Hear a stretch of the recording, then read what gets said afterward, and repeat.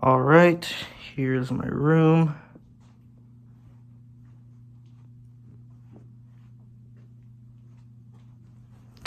Now I'll show you my note cards.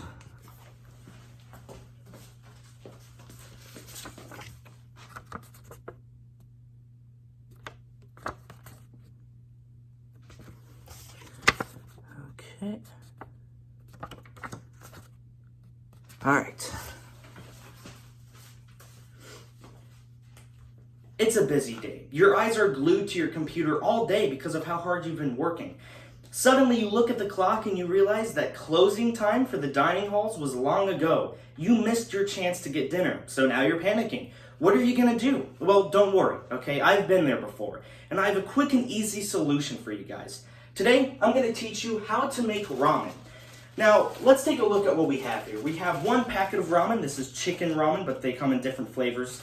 I have a bowl filled halfway with water. I have a fork for mixing and for eating, and I have a rag/cloth. You can really use whatever. Now, let's get started. So, first you're gonna wanna break up the noodles, like so.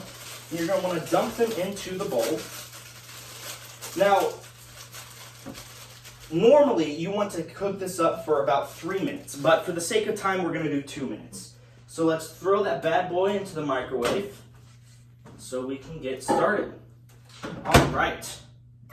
So, what you're gonna wanna do is every minute, you're gonna wanna stir this up because foam can build while it's in there, especially if you do the 3 minutes. So what you're gonna do is every single minute, stop it, get your fork, stir it up a little bit so that it doesn't get foamy, because the last thing you want is foamy excess water. Because once you're done with this, there is going to be excess water, that's just a given, and you don't want foamy excess water, because trust me, it doesn't taste good.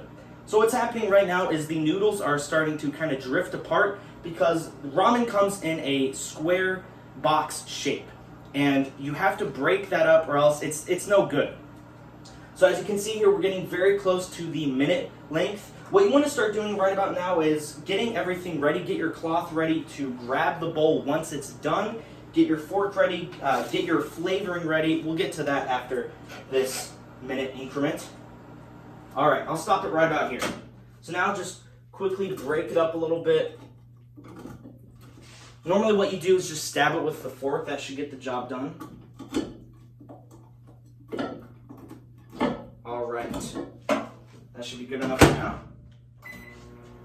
So now it's going to be doing the last minute. Now, remember, this is normally supposed to be 3 minutes, so technically it takes longer than this. This probably is not going to look like what it normally is supposed to look like, but it gets the point across. So, moving over to the flavoring, this is very crucial. This is what gives it the taste, and you're going to want to put this in at the very end. Once it's all done, mix it in there, stir it up, and then you're ready to go. But remember, this is going to be pretty hot, so you're going to want to use this cloth or rag. You could use a washcloth. You could use a paper towel. You could use really anything. It doesn't matter. You just need to protect your hands because it's going to be pretty hot. It also doesn't hurt to blow some air on it as soon as you get it out. All right, so we're getting ready. Let's open up the flavoring packet. Make sure you open it from the top, nowhere else, because it will spill very easily. It's a powder-like substance. All right, 5, 4, here we go. Okay, get your cloth ready. Now that it's done, you can take it out. Remember, be careful. Grab it with the cloth and then bring it over here like so. Okay, so now you're going to want to add in the flavoring. Just kind of dump it in there. And then you're good to mix it up. And then you should be good to go. It's a very easy thing to make. It doesn't take a lot of time. But it's one of those things where if you miss dinner, it's great to just make really quick. It takes 3 to 5 minutes. I'd recommend 3 minutes so that it's not too hot. But yeah, it's a really easy meal, guys. So thank you so much for watching, and I hope you learned a new valuable college lesson.